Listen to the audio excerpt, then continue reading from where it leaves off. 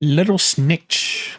You don't know what that is. It's an iconic Mac firewall app that's been used for many years, and it's now come to Linux, which is awesome. When is something open source not really open source? And I just want to say this isn't a dig at the developer, and I'm not telling them how they should license their code. It's their project, and it is up to them on how to license it. So this is just a wider discussion. And of course, this was an easy example to use. But what was the backstory? So the developer for this installed Linux on spare hardware and was like, hey, I'm kind of feeling vulnerable. And why were they feeling vulnerable? Well, they didn't know what was happening on their spare computers on the network. Now, yes, we know you could have loaded Wireshark and run trace routes and do all these other things, but they basically were like, I don't know. So what did they do? Well, they went around looking. And there's been questions about who should be dependent on which governments and policies and foreign controlled software and all that stuff. And they were looking at OpenSnitch, which they were like, it didn't really suit this. And what did they do? They built a backend for this, essentially for Linux. So they brought Little Snitch to Linux and shared it with everyone, which is awesome.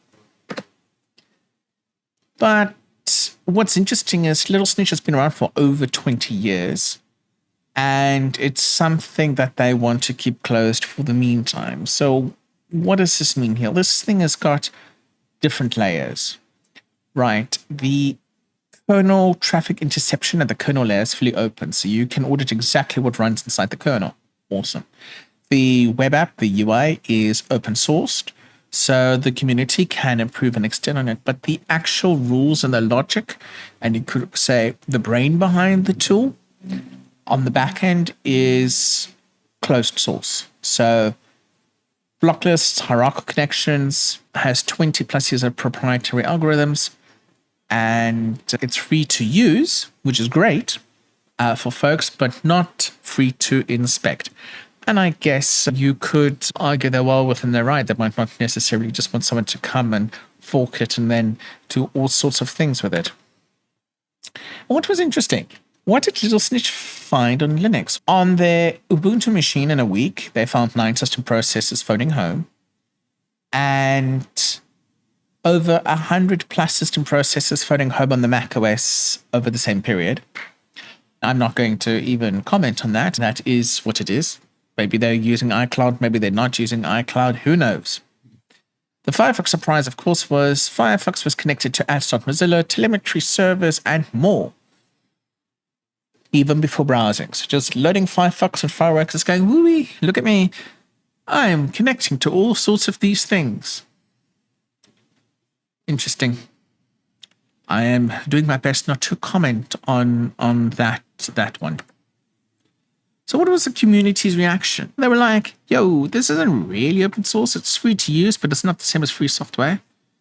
Does a privacy tool that you can't order defeat the purpose? And OpenSnitch does exist. Others are saying, hey, listen, it's better than nothing. You can verify it. It fills a real gap that nobody else really has filled in. And this was born because somebody actually needed it, and it's not to go out there and market it and all of those things. And what's great, it's free forever. And for the parts that matter, it's trust auditable. But remember, folks, because something is free does not mean it's open. But is it enough?